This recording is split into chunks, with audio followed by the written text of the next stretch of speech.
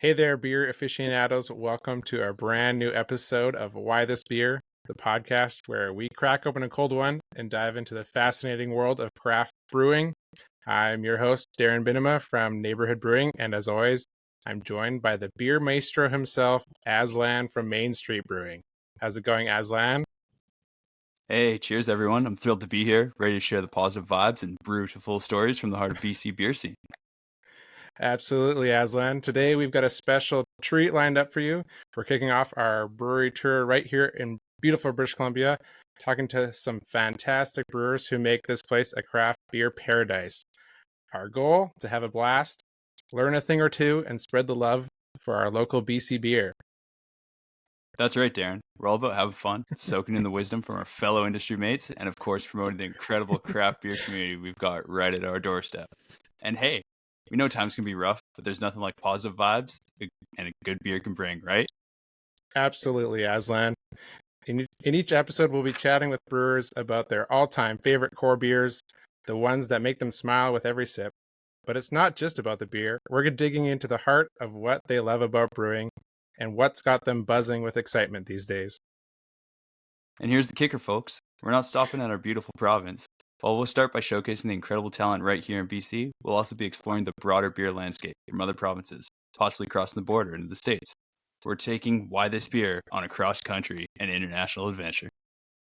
And it doesn't end there. In addition to our interview-based episodes, we'll be diving deep into the intricacies of the craft beer world with topic-based discussions from the art of brewing to the latest trends and everything in between. We're on a mission to unravel the mysteries behind Why This Beer.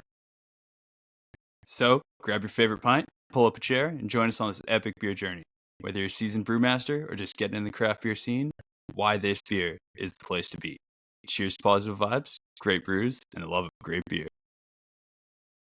Yeah, there we are. And That was beautiful. today we've got Julia Hanlon from Steamworks Brewery. Hello. How's it going? Great. I loved listening to that intro. That was awesome. now I know what it's all about. Yeah, Thank you for that's having right. me. Yeah. Julia, you started 2005, started brewing at Molson. Yeah. Was that your first brewery job? It was my first brewery job. I was straight out of university, and I did chemical engineering at UBC, and I did co-op throughout doing my degree, and it kind of made me realize like I actually didn't really want to do chemical engineering. 5 years in, but because like all the jobs I had done up to that point were like pretty heavy industry, like pulp and like natural resources, pulp and paper, mining, stuff like that. So, and I just was like, I don't know if I really like this, and I've always been kind of like obsessed with food, and Yeah. at the appropriate age, also with beverages. And my part of my studies was biological engineering, which was the study of fermentation, which like primarily the study of fermentation, not really specifically related to beer in any way, but it actually is quite applicable. Yeah. And I started taking some food science classes in my kind of fourth year, and I was at that point, like I lived on the west side of Vancouver because I was going to UBC, living in a like crappy basement suite. And so we went by like Burrard Street, the brewery, Molson Brewery on Burrard Street, like all the time. And I was like, I want to work there. That looks like a That cool seems like job. a fun place. Yeah. You could see like the filler, or I didn't even know what it was at the time, but I now know it was a can filler. Yeah. Just like spinning and spinning and spinning. And it just looked so cool. And so I kind of set my sights on that and started, I don't know, I guess, enthusiastically applying for any positions they had. Yeah. And eventually got hired. So yeah, that was my first brewery, and I stayed there for stayed with Molson for 10 years. I worked for two different breweries Nice. in Molson. Wow. Cool. Vancouver and Montreal. Yeah. A full decade. Are you bilingual? No.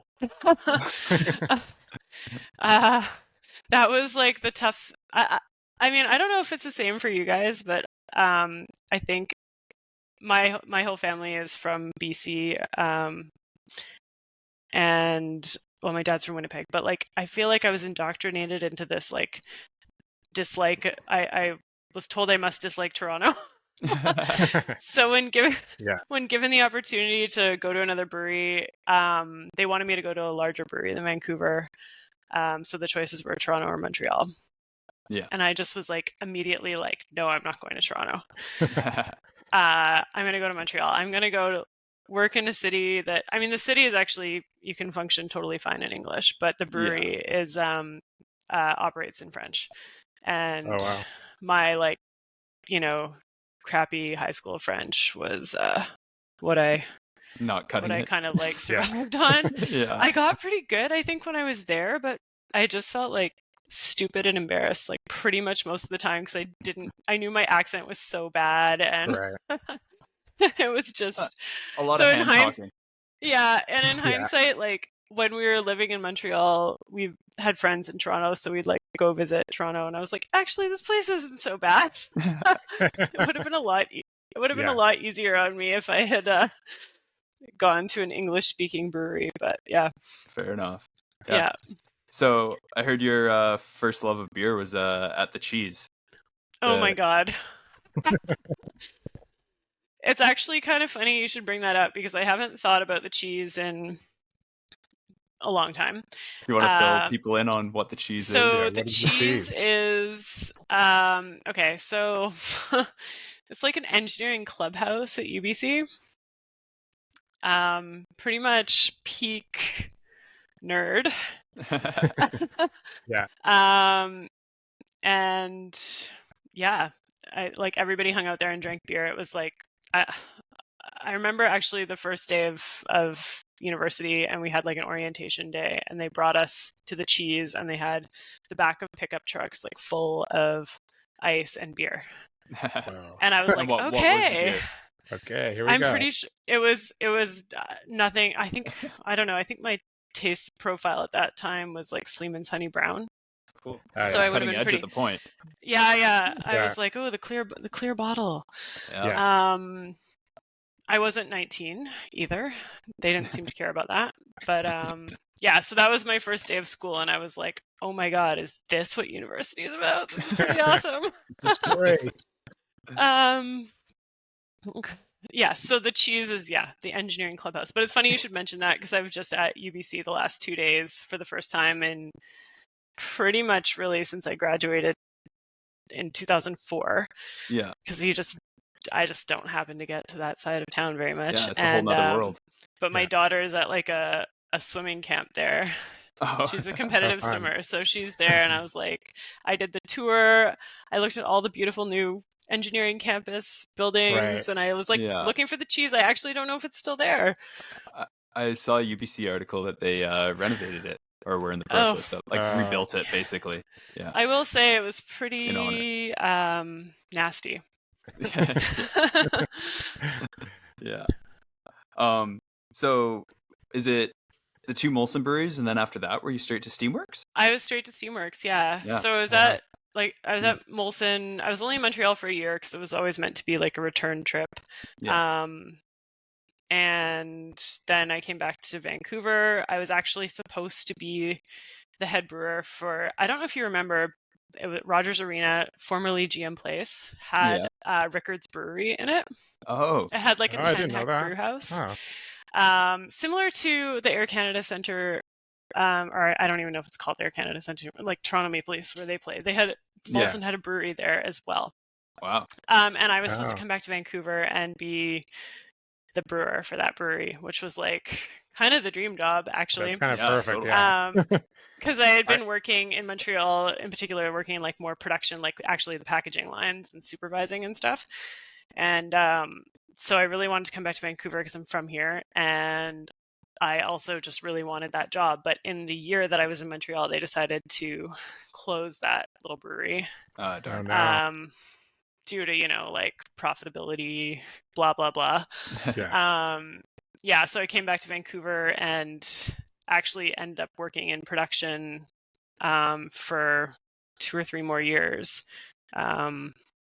on like the packaging side and working on like production line efficiencies and stuff like that. Kind of like Oh wow. I was essentially waiting for someone to retire in the Yeah. brewing department. Right. Like I had done my IBD and all that in the first couple of years I was there, and I was just kind of like biding my time until one of the senior brewers retired, which did finally happen, and then I moved like into a brewing role. Yeah. Yeah. For a team like that, do they have like, is it like 20 brewers, or is it like 30? No, like a pretty small team because it's just like so automated. Actually, it's the brewing. It's very segmented by department. So you don't think about it as like brewing and cellaring the way we would in our breweries. Right. There's brewing, and then there's like a fermentation department. And so basically they handle everything from like the wort cooler yeast pitching, like the brewer is not pitching the yeast, the fermentation department's pitching the yeast, and that's like a different set of guys on like a different floor of the brewery. Yeah. Oh. And it's like they phone up and be like, okay, we're knocking out this brew now, like it's coming. Yes. Coming. Get ready for it. Yeah. And then there's the filtration department, which is basically handling everything from conditioning tank or through to filtration to bright tank, like right up till, I guess, getting it in spec in the bright tank. Right. So it's like very sort of siloed in that way. Mhm. So of the brewers, there was basically just like a day shift, an afternoon shift, and a night brewer, just like we would have in our breweries, and like maybe like one relief brewer that would, I think we had like 2 on day shifts because there was more like weighing out of like specialty malts and like tasks like that were done on day shift. But yeah, small team of brewing, and then fermentation department was like 3 guys on each shift, so 9 people. And then filtration was kind of similar, 3 to 4 people on each shift, and like running 24/5 pretty much the whole year, and then 24/7 like in the summer. Crazy. Wow. So pretty tight crew though, considering. Yeah. Yeah, I mean there is a lot of automation. There had to be. Yeah. Like we had 2 kettles, so like there's like so much happening at once that it has to be kind of automated. Yeah. How does your experience at like all 3 of those breweries then, what have you been able to take away from that and apply to Steamworks? So obviously consistency is king when you're coming from the Molsons of the world. Like Molson Canadian has to taste like Molson Canadian every time. Yeah. So it's really like spec driven. So that's, I think, like carrying that through into, the size of brewery that Steamworks is when I started, which is still like 50 hex system, but we were making about 8 to 10,000 hex, I think, the first year I started, which is like 50 hex brews, whereas a brew at Molson was like 600 hex. Yeah. So just like driving that consistency into like our processes, not necessarily like how I like think about making a recipe or something, but like knowing that I got to make it again and again and again potentially. Right. And having like almost like the team and the infrastructure in place to like make sure that happens, from like having a lab, having the lab equipment, having like someone tracking all the data. Like initially I was tracking all the data, and now we've kind of expanded. So like the team is kind of built out, and I'm fortunate enough to have like, I think that's the best part is of the growth of a place like Steamworks is like, it has been about consistently growing a team to bring in different skills and like just like make it all happen. Because if you have all those data points and you're not referencing them, then yeah. And it's like, Aslan, our QC manager Dan, and he's like a rock star. So yeah. Yeah, it's a wealth of information and gives I imagine it gives you a lot of confidence in your process and stuff to be able to continue to do craft beer where you're taking more risks on scale. Yeah. I'm glad we have a really good micro program, probably more than anything else. Because that's like the scariest thing, because you can't see that until until it's already out in Penticton. Yeah, until and then you're toast, right? So yeah. So I think Molson obviously just like that culture of consistency and also I guess like efficiency. Yeah. But maybe for me that was like taken to the nth degree, like to the point where it wasn't fun. hence why I kind of wanted to move on, and like there were those opportunities that existed in the BC craft beer scene by the time, like by 2014, 2015, like things were kind of booming. Yeah. With scaling your recipes and stuff like that, how do you approach those things? Because you have the brew pub, you've got the little pilot system that you run. Yeah. So we've got like essentially like a 80-liter pilot kit, homebrew kind of style. We have our brew pub, which is about 12 hex. So it's a pretty good size, but it's a really good test market because you're not trying to package anything, and you're like, we can do a lot more kind of like risky, weird things on there. I mean, as Aslan knows, having worked on that system. Yeah. Got its quirks, but I don't know that we necessarily used it as a pilot kind of site. As much as we could have. Do you find you're usually just trialing ingredients and then applying that to your 50 hectares? I feel like more and more we're using the brew pub as a pilot system. It's pretty engaging for our brewing staff too, to just be able to, like, we're kind of brewing down there at this point about once a week, give or take. Definitely like in the summer that's going to drop off because we're just staffing from the production brewery. So I would say more and more we're using it as like a testing ground. So like the beer that I'm drinking right now, we had planned to test down there, and it's sort of the whole process of, dealing with the LDB came around really fast, and suddenly we had a listing and we didn't even have time. So scaling can be interesting. Like sometimes you like have the best laid plans, you do a 20-liter batch, then you're like, okay, let's do it at the brew pub, let's see what happens, let's try some different ingredients. Then if that goes well, you're like, okay, let's do it at the brewery. And then there are other times where you're like, oh, can I swear? Oh shit. But yeah. We just gotta like go with this. And like this beer is a beer that we talked about for a really long time, and like had plans, or like we were gonna try using a lot of different like advanced hop products and extracts and see what we could get out of them to try and make kind of a little bit more of an old school IPA. Nice. And so we had basically, I think the next week before we actually found out that we had to produce it in Burnaby, we had a pilot planned at the brew pub, and we just never ended up being able to do it. So we were just like, okay, went straight let's go for it. I mean, when you've brewed on that system for so long and you're using products you've used in other applications, I imagine. So. Yeah. Well, I mean, we're using the YCH 702 aroma extract in this, which we had not used before. Yeah. So that was a bit of a risk. And I think like all the little tweaks we've made on successive batches of this beer have been about how we use that 702. Like the first batch, I don't know if have you ever used that?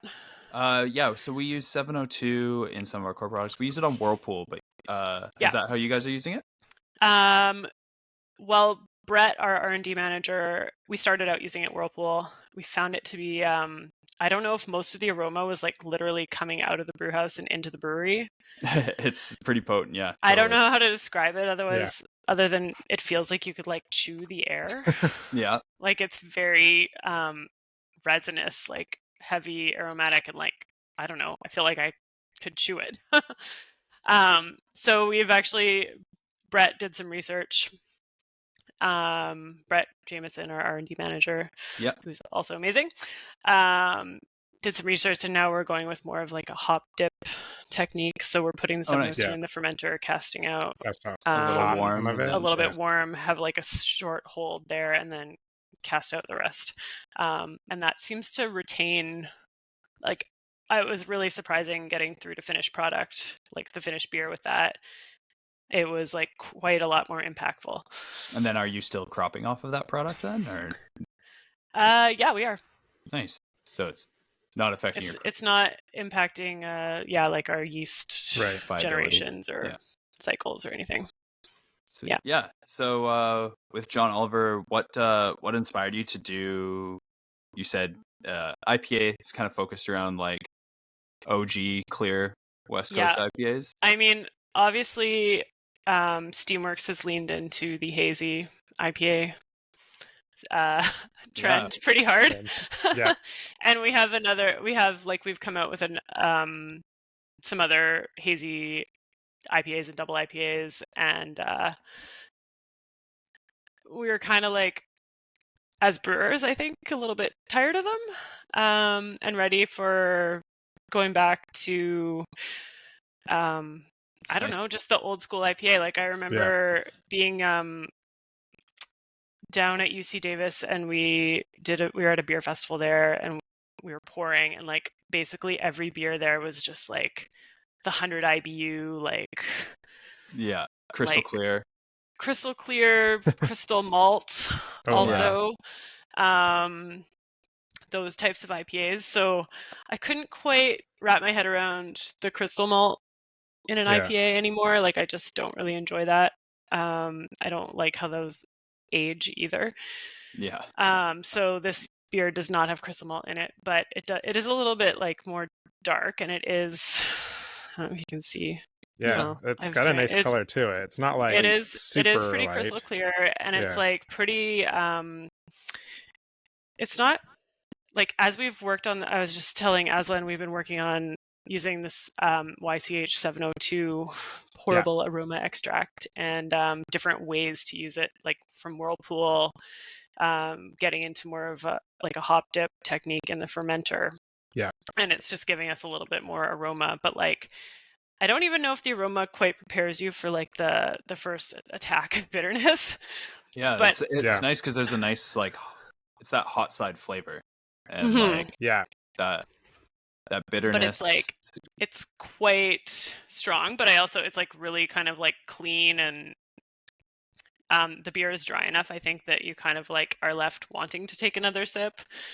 So it's weirdly drinkable, and it's like I said, we've done, I guess, 6 batches of it now, and each one we've tweaked like a small thing, whether it's how we use the extract. We were trying some TNS hop burst products as like a dry hop product as well, but didn't really love that. So I can't remember which batch that was on and which ones you guys are drinking, but I think that's the fun thing, that, like, going back to the earlier question about scale up, though, that's fun thing about maybe we're like, as much as we drive for consistency, or like that's kind of ingrained in like my ethos, I guess. What I do enjoy about the world of craft brewing is that, like, there's a certain level of forgiveness to like refine a brand or product that's already on shelves. You're not like, okay, I made this John Oliver IPA, I kind of want to change it, but we've already launched it, and it's no big deal if we like, I think from a tweak it for the better. Like, I think the whole idea of the beer hasn't changed, but like how we're making it has slightly changed. That's something I really appreciate from working with you, is the idea of creating that true to brand identity, and then how you get to that point is not it takes a minute for the brand to be true. Well, that's it too. Like, you launch it, and then you have some time, especially when it's fresh, to make like it's like you have more of a bandwidth to like make bigger changes, and then those more becomes a core brand. Like, then you get those regulars at the bar that are like, oh, this one's different, and you're like, you gotta do it. Like, if you can make it all happen in the first like 6 months. Although sometimes I don't know if I have like beef with our sales department, because they'll be like, okay, we want 100 hectoliters this week, and we want 100 hectoliters the next week. I'm like, I can't. It's too soon. Can you just space it out a little bit? Like, I need, like, even if I can taste it closer to being done, we can figure out. Otherwise, we have maybe 200 hex of something that, you know, we still feel like we want to work on. So yeah, you're like kind of going into a blind, whereas like if you have one iteration out, you're like, okay, I have one data point at least to pull from for the next batch. Yeah. But yeah, from a sensory and like just like trying the beers, it's been this beer, despite being very simple, it's been kind of fun to like keep iterating and making small changes and actually having those changes thus far all be like improvements on the previous. So yeah, that's great. Yeah. So is it 702 primarily in like the hot side, and then T90's cold side? We are doing 702, or I guess we're using bittering extract in this one too, which we do a lot of T90 bittering mostly still in all of our beers, but we wanted to try. We have a few beers now, like especially the bigger ones that we're just trying to like economize our losses in Whirlpool. So we've been using bittering extract with really good results, and then 702. Hop dip, and we were, like I said, we were using TNS hop burst as like a dry hop product, but we actually found with the hop dip with the 702 there was enough hop aroma there that it's kind of just so we this beer is not dry hopped. Oh, cool. Oh, so it's all kind of like initially hopped in a way. Like, yeah. Okay, cool. Nice. And then what are you guys using for color on this in order to bring it out while limiting the caramel? It's just got a little bit of Munich malt in it, actually. Nice. Yeah. Nice. Yeah, that's great. And like our base malt has a pretty solid baseline of color, I think. Oh, okay. Like our two row malt that we use. Nice. Yeah. That's great. Yeah, it's great. Yeah. So outside of beer, you have 3 kids. Yeah. They seem like a busy bunch. How do you manage to fit in all the swim meets, birthday parties, and with Darren and his wife Mel expecting their third in a month? Any tips? Yeah. Oh my God. No. Do I have any tips? Well, I will say that 2 things. I guess I'm really lucky in the sense that I have my husband, who is an amazing dad and partner. So like, that makes it, when it's hard, it makes it possible. Yeah. And then also we have grandparents that are extremely helpful, so that's really good too. So hopefully you have some of those things or all of those things, Darren. Hopefully you have some family to help you out. We also have $10 a day childcare, which is also extremely helpful. I think it's probably why we decided to have a third kid, because we just got both of our daughters instead of costing like, a small mortgage to have them looked after when we were working. It was like $200 each per month. So yeah, but I don't know. Keep your beer fridge stocked is maybe my hot tip, because when your kids are like crying because you don't want to let them like gravely injure themselves, it's helpful to have a beer. Yeah. And with BC beer, what excites you about where BC craft beer is at now? And do you have any thoughts on like what we can do to improve and continue to excel? I think what excites me like personally is probably actually seeing lots of people that I've worked with over the years, like either being a head brewer at a brewery or owning a brewery. And I think that's like, I mean, you're one of them, Aslan. Right. I think that's like something that's really cool to watch, is like the advancement of like brewers in the industry, and then new people like coming up and joining the industry.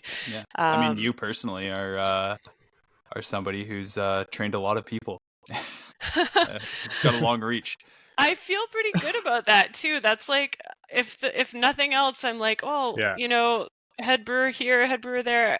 Like if they came from Steamworks, and like I think of all reasons that people could move on to different roles, those are like the very best reasons, and it makes me so happy. So Yeah. I think that's a super exciting thing about the industry. And what was the other question? How do I think we can improve? Yeah. I think there's probably like a lot of ways to answer that question. Doesn't need to be super concise. Yeah, I think that there is like some difficulty facing the industry right now, just like economically. Yeah. And it's hitting all brewers in different ways, and like obviously we want as many breweries to thrive as possible. So I think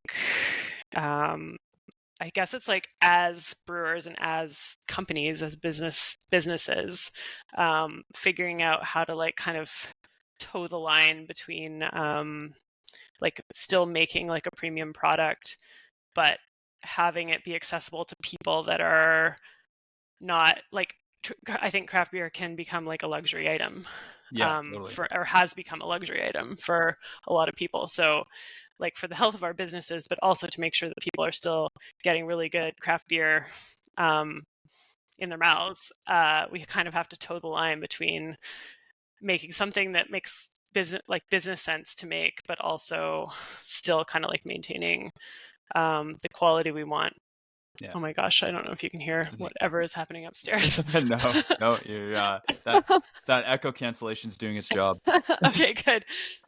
I do think with a lot of advanced products and stuff, it seems like it's, and you and I, Julia, have talked about it before, about how it's used to kind of be a dirty word in craft beer. Yeah, 100%. And now it's almost trending. Yeah. It's not something I would have wanted to talk about all that much, like even 5 years ago. And I know we talked about it a little bit at the BC Craft Beer Con, like a couple years ago, Aslan. But I feel like that was just like the gateway. But I think there's like a lot of good economic reasons to try using some of these different products, but also there's so many other reasons that kind of like have come to light of why they're a benefit. Like first of all, they're just doing a way better job of making products that actually work for brewers. Totally, yeah. And the processing has gotten a lot better too. It doesn't. But then, and then also just like transport, storage, like all these sort of like practical, less, I don't know, less exciting reasons, I guess. But yeah, I mean, it's much easier to ship a 275 ml bottle of hop extract from New Zealand than 5 kilograms. Yeah, so I mean, I don't know about the carbon footprint of what goes into making the hops extract enough to say that it's actually better, but it certainly from a transport point of view, it seems better, and like refrigeration and everything like that. So yeah, and then hopefully we're losing less of our product, like less of the beer, like with mixed in with the hop, like spent hops and stuff like that. So yeah, and there's a lot of kind of like small wins. Yeah, it doesn't matter what scale you're at too. That like that's all helps the bottom line. Yeah. Steamworks was founded in 95. Do you have any big plans for 30 years? Well, so our 25 year was 2020, and we did have some big plans in 2020, but like that stupid thing called COVID happened. So we had planned to launch kind of like some legacy beers in package that year. Like Chuckanut Brown Ale, like a few of like Conrad's OG recipes. We had them all lined up, and COVID just kind of like obviously threw a wrench in lots of things, but that was one of them. So no plans on the horizon yet, but I'm like, okay, 30 is the new 25. Like, let's plan something. We did do a 25th anniversary steam beer that year in 2020, which was really good because it was actually brewed before before things like really locked down. But so I'd like to brew that again. But I think probably more to come on that. Hopefully we can do something. That must be fun to look through like that many archives and kind of just like look at Oh, something, see how you can it's tweak crazy. it. And like stuff that's Conrad's too. You're like, oh my gosh, like I have a lot of reverence for Conrad and everything he's done at Brass Neck. But yeah, there's a lot in the Steamworks vault that comes from him too. So That's cool. Yeah. yeah. Aside from basically just coming to work at Steamworks, what's any words of wisdom for those just getting into the industry? Oh my God. I feel like you have to feel wise before you can impart words of wisdom. And I feel like any wisdom I have is like, mostly based on like hard lessons and screw ups probably. But Roll with the punches. yeah, I think plan to fail sometimes, I guess. I don't know. Stuff's going to go wrong. At the end of the day, when something really what you think as or perceive as like something serious or bad or like that happens at the end of the day, I'm like, okay, we're just making beer. Like it's not life and limb. It's not like we can figure this out. Fair. Yeah. So I feel like approaching problems that way is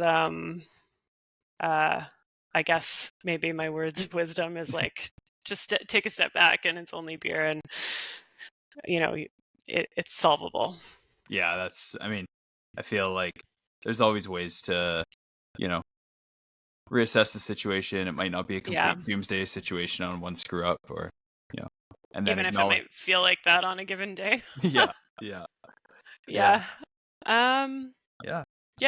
What about outside of beer? What takes up your time? Well, outside of my kids, I guess. Obviously I'm very busy with that, and like if we've become more and more busy with it, and I'm sure that trajectory is going to continue for a few more years. And then after that, I don't know, I'll probably get like a dog when my kids start to leave home. But I like our family likes skiing, and we recently, or I guess not that recently, in 2021 we moved to North Van. Oh, sweet.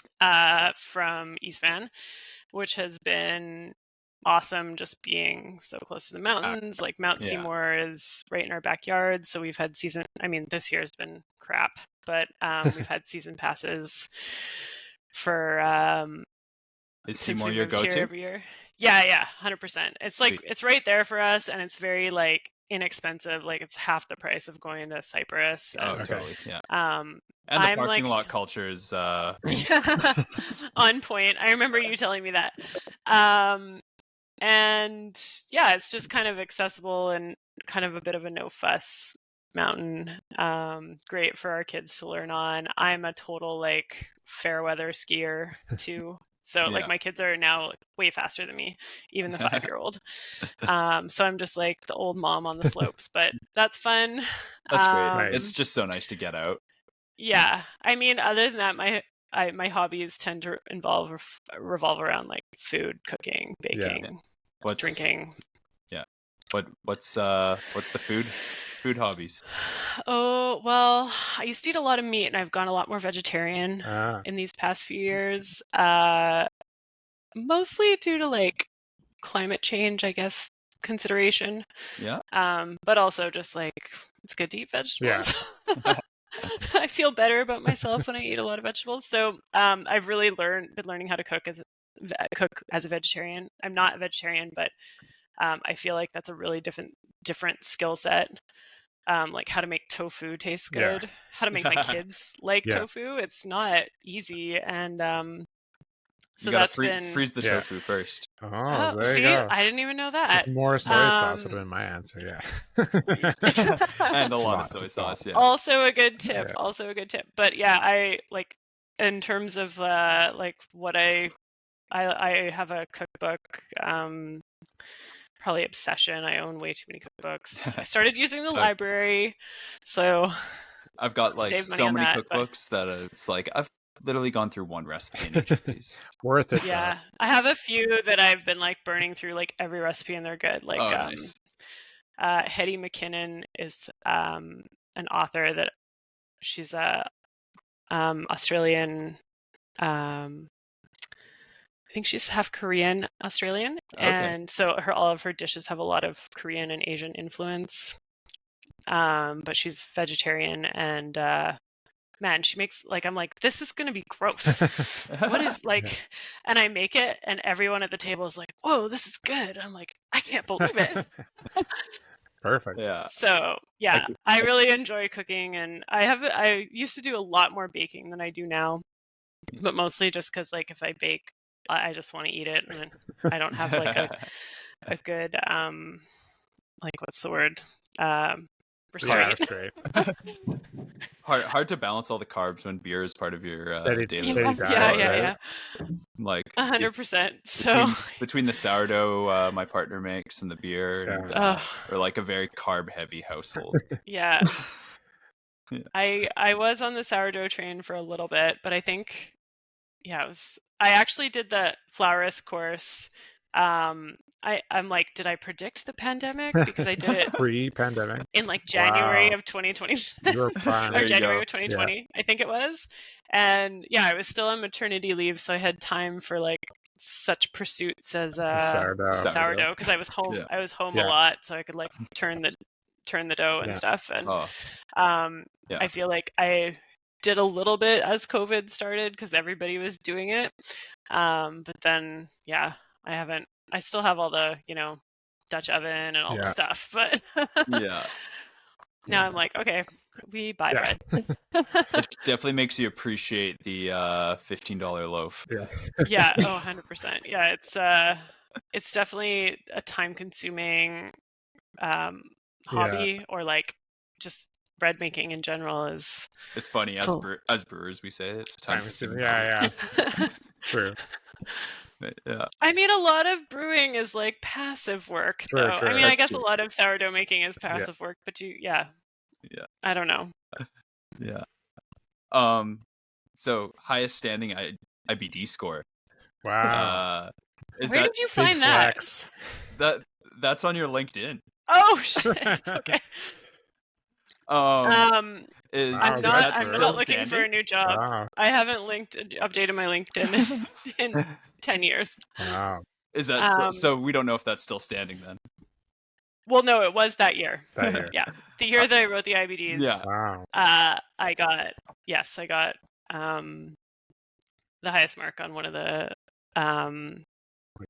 material, like the first module. Nice. And so I got to go to a conference called Brau Beviale. I think it's how you pronounce it. It's in Nuremberg. It's like a big beer and beverage conference that's in Germany, like in Bavaria.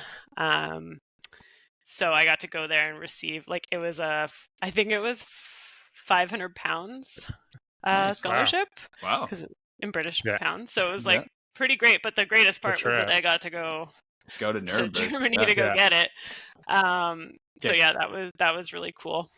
Get some gravity cask Hellas and yeah, it was wild actually, because that would have been 2006, I guess. And the way they have the conference set up, it's like all the big booths have like restaurants at them. Wow. You can go and have lunch or have like a cappuccino or a beer, but everybody was smoking. Europe. Which is like very European. Even in Canada, in Canada at that time, it was already like smoking was done. Wow. In public spaces, so it was like really bizarre. That's like my partner's from Rotterdam, and she was over there, and she's always just like, yeah, we're sitting at a cafe, and there's kids at the other table. We're like, well, should we? She's asking her mom because she's been in Vancouver forever. She's like, is it okay to have a cigarette? And she's like, well, yeah, they're old enough; they can get up and leave. Right. Oh my gosh. Different culture for sure. So that was in 2006, and then I went back to Brau Beviale again in 2016 because actually Steamworks was selling some beer in Europe at that time, and like we were shipping beer to Europe, Germany specifically, and so we were doing kind of like a bit of a sales tour to like little craft beer shops in Germany, which was crazy because they sell by like a single bottle on a shelf, like no packs, nothing, and no cans. I think cans are still kind of like not the popular format. Yeah. Although I think they're growing as they have here. But yeah, we went to Brow then, and still they had all the restaurants, but no smoking. Yeah. You've That's probably great. been on lots of trips for beer, like something like that. What have you brought back, or what have you learned on something like that that's made you approach beer differently? Oh man, that's a tough question. I mean, I think my first craft brewers conference was probably the most memorable of all of them I've been to, because I feel like it was. I think the European conferences were just like very European, like big equipment, Right. and like kind of like macro brewery focused. Whereas CBC is obviously geared to the craft brewer. And so just going and like, I don't know, I think it was at CBC in Washington DC, and I saw a presentation done by Tom Shellhammer Oh yeah. from Oregon State University on, like, I think it was on Hop Creep, and it was like, I don't even know or at least I didn't know Hop Creep had a name. I was there too, actually, for that one, and it was like the first. It was them and the guys from Allagash, and Allagash were like, basically they discovered hop creep essentially because they were like dry hopping. Were they even calling it? I don't think it had. Hop Creep then, or were we just calling it like post dry hop fermentation? Yeah. I think that's probably what it was called. But they were noticing that they would have this like creep in the bottle. We were noticing it, and we were noticing like diacetyl production. And so we started to do post dry hop diacetyl checks and stuff like. So I guess that's something that I brought back, because we were seeing it, but we were like confused by it actually, or just like we were like, what the hell is happening? Like, is this an infection? Like, and it seemed to be, well, it's definitely seems to be like varietal specific for us, and but just like the nerdiness of Shellhammer, and like I was just like, oh my god, this is awesome. Yeah, I specifically remember that one because also like one of the question, like the first question, they're like, hey, anyone have questions? And the first person to get up was Garrett Oliver from Brooklyn Brewery, and he's like, oh, we've seen something like this, and I'm like, this guy like knows so much about beer, and yet he's like asking questions. I'm like mystified. I'm like, that is so cool. Like someone like that would just go up there. Yeah.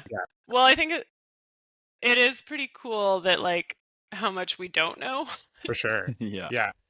Or don't understand. Because I think then there's like this whole world of like new things that we have yet to understand that kind of makes the job interesting and like never a dull moment. So for sure. Yeah, and I think probably your like scientific side of you is interested, I would assume, in that kind of stuff as well. Like that's what interests me, is all these new products as well, if they can actually work well and perform well. Like I find they're very interesting. Yeah. All these new yeasts and I don't know, styles and everything. Like it's like, oh, this was there the whole time. We just didn't measure it. Essentially, we had no idea, or we didn't know why this was having. We just knew this smelled good or tasted good, but we didn't know why. Yeah, it's super interesting, and I enjoy doing, like, going to all the seminars when I do have the opportunity to go to like a CBC or something like that, just because I just love all the data and like I don't know, I'm a major spreadsheet nerd too, so yeah. Well, that probably helps you actually retain all that knowledge and compile it. Well, at least if I can't retain it, it's in a spreadsheet somewhere. I can reference it if I need somewhere to reference. Yeah. I love a good pivot table. So. Whoa. I thought the IBD score was impressive. I had a really good boss at Molson that was a major Excel nerd, and he, I think, taught me a lot about what I could do in Excel, and Oh, that's invaluable. So, yes, it's seriously probably more valuable than my engineering degree. Yeah. There we go. Cool. Great. Well, I don't know. I think we've kind of covered all of our questions so far. Yeah. Was there anything else you wanted to talk about, or I don't know? Any questions we missed? I don't know. We talked about sourdough.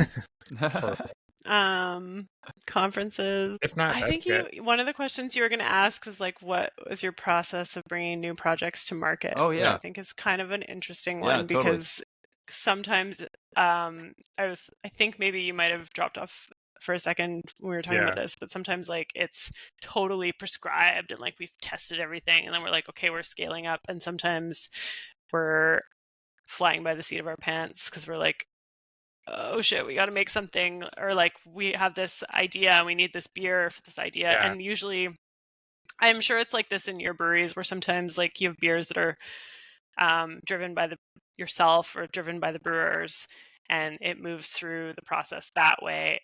And then alternatively, you have like, maybe you have a sales team that are like, we're trying to get this draft account, or we have multiple draft accounts that are asking for like this X, such and such type of beer. And so it comes backwards that way. They're shifting the summer menu 3 weeks early. Yeah. So we definitely have beers that have gone in both directions. Like Flagship IPA was brewer driven. Right. Like I don't think our sales team realized we were making a hazy IPA until we packaged it. Which is probably for the best, because they might have been like, no, that we don't want to do this. It's risky. We're calling it Flagship IPA, which should be like a standard IPA. So we just didn't tell them. And that turned out okay. So, and then, so I would say like this product, like this beer, like these John Oliver beers. So we have the first iteration was John Oliver Lager, which was, I don't know if you know why we have the name John Oliver, first of all. Yeah, go into it. Right?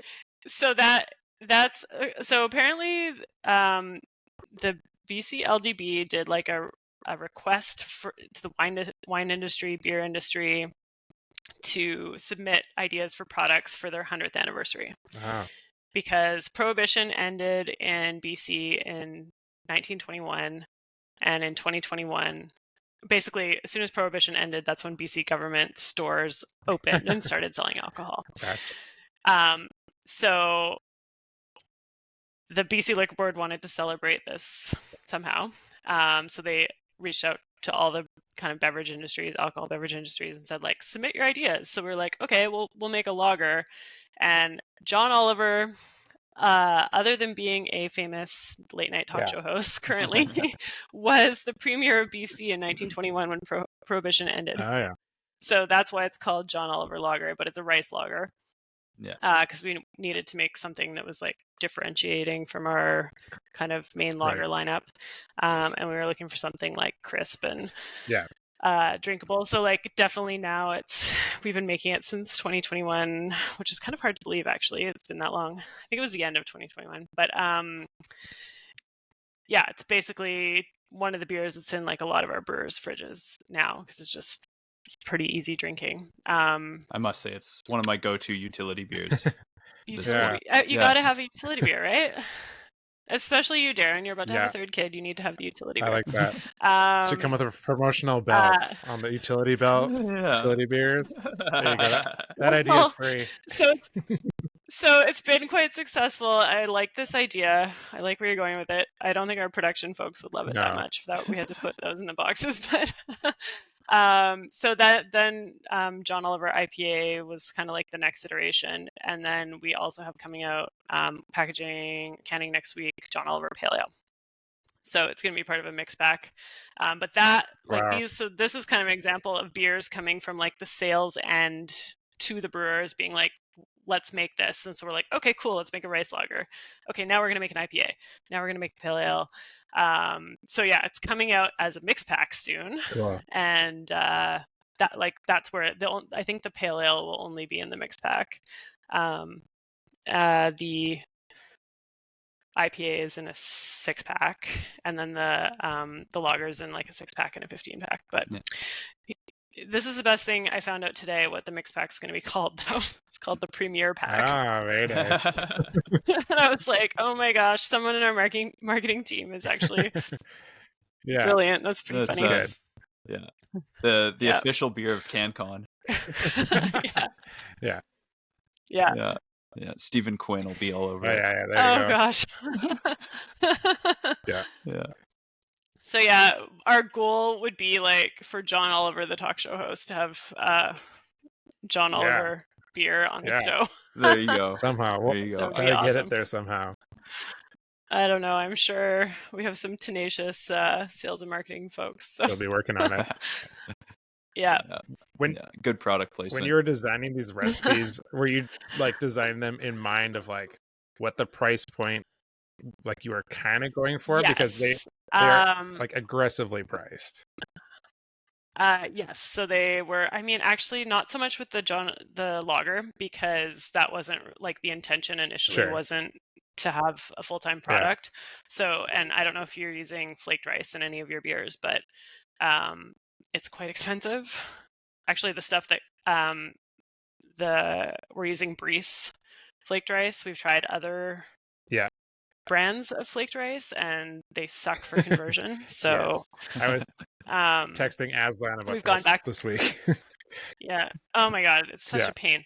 So we've settled on Breeze, which has worked really well, but it's like I think amongst the most expensive flaked rice that you can buy. So that not so much with the John Oliver Lager. With the IPA, we were definitely considering basically how to minimize loss, and actually just it's kind of like a fun trial ground for all the kind of advanced products.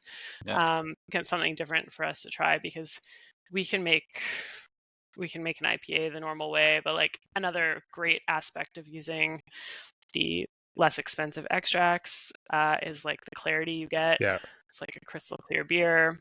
Do you notice that even going into the centrifuge at that point? Just like so we can actually run it quite quickly through the centrifuge versus basically any of our other like traditionally dry hopped beers. We have to run at varying slower speeds to get the clarity we want, because our target is basically that, like outlet turbidity is kind of like what we're looking at when we're setting centrifuge speed. But in terms of designing the recipes, I would go back and say that I don't want to take credit for the recipes here, because certainly like one of the best parts of my job is the team that we have at Steamworks. And so like John Oliver Pale Ale, for example, is our lead brewer Matt's recipe. Nice. Oh, awesome. I would say the lager was sort of like a collaborative. I don't even know. We were just spitballing ideas, and the recipe sort of spat itself out. And then the IPA was kind of like along the similar lines of like, okay, what different things are on the market. So like Brett, our R&D manager, was kind of instrumental in that. But I think all of our beers are kind of made that way. So that's cool. It's nice to kind of collaboratively work on a recipe and know each other well enough that you can recognize each other's strengths. And for sure. I mean, these days, I think from a really creative perspective, I'm kind of like a step back sometimes, because there's lots of talented people that work for us that have really great recipe ideas, and I feel like I chime in when I feel like I need to, or I have something that I want to add. But I think that's kind of like how we operate and make beers at Steamworks. So no wonder why you're able to put out such a wide variety.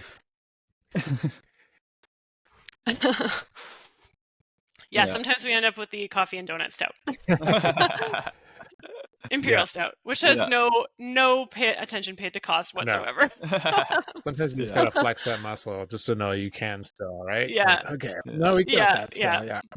Well, we've more or less decided it's a tradition to make some kind of wildly flavored imperial stout like every Christmas. Nice. So There you this go. year was coffee and donut. I think last year we did toasted coconut and s'mores. Oh, The toasted coconut was so good. yeah. I don't really like smoked malt, so the s'mores one was Meh. less my jam. Yeah. Yeah. Oh, that sounds good. Yeah. Smoke can be pretty intense. Great. Great. Which smoked malt did you use in the s'mores, Drew? Do you remember? I usually use Wireman Beach Smoked, but I can't remember if we used that because I think we were looking for actually something more punchy. Oh, Yeah. I don't remember. I always like look for something. Brett's currently trying to convince me to put smoked malt in our lager. Yeah. And I can't. I can't. I love me a smoky lager, but it's hard to like convert a big beer to that. That'd be hard. Yeah. I mean, there's got to be something for now that we can't have campfires, you know. Yeah, no doubt. You Yeah. gotta have something to make your your hair smell like smoke. Yeah. I think there was something though Or your beard smell like about poke. there was another brewery that was using like 1% smoked malts in their lager to like give it this like weird like acidic thing to it. I think that's the maybe the prevailing wisdom that Brett's been reading okay. about, like this really low percentage Yeah. of smoked malt in Yeah. lagers, just to like somehow carry the malt. I Yeah. don't know. I mean, I did 1.5%. basically, we'll try it. We'll try anything once. But I don't know about that one. It does seem like risky. Yeah. You're like 1%. Doesn't seem like a lot, but It seems risky, especially in a Scottish shilling, like just that we packaged last week, and it's present. Yeah. Okay. So that was you're scaring me. Yeah. Okay. You're So, scaring me. Yeah, especially because all of our lagers are very like mainstay beers. yeah. I don't know. Maybe we do like I don't know. Maybe we'll do it at the brew pub. Yeah. The See what happens. The Wireman Oak Smoke wheat is like very mellow in comparison. That's That's true. That's the thing. Yeah. Unless you do 100% Grodzitsky with it, then it's very much. But yeah, it's still pretty light. Yeah. Cool. For me, whenever I taste smoked malt and like also in like Scotch or anything, it just reminds me of smoked salmon. Yeah. And it's like I don't want to feel like fishy in my beer. Oh, but how I don't know. Cascadian. Yeah. Oh yeah. Should have proposed that to the LDB. 100-year anniversary smoked salmon lager. Ooh, delightful. Yeah. Maybe we'll get that on the 150th or something. Yeah. If we're still Still going. time for that. Yeah. All Cool. right. Well, yeah. Thank you so much for your time. Thank you for inviting me. I'm honored to be the first guest. Yeah. Yeah, so that was our episode with Julia Hanlon. Thank you so much for tuning in. It's great to have a chance to chat about the John Oliver IPA. It's out in LDBs. It's an LDB exclusive. That whole John Oliver series is incredibly well calculated, amazing beers. That was it was interesting to hear the process of how they were, coming up with those ideas and scaling up the recipes and coming up with something that was, good for that market and good for made dollars and cents for Steamworks as well. Yeah, the use of that YCH 702 is cutting edge. Yeah, very interesting, and keeping their losses low, which is sweet, and the beer tastes great, like very hop forward. Yeah, it is definitely a benchmark for West Coast IPA. Yeah. Sweet. Well, stay tuned, everyone, for future episodes of Why This Beer. We have some fun interviews planned with some more people in the industry. And yeah, we're excited to keep talking about beer in this coming year. Yeah, until next time. Take care. Cheers.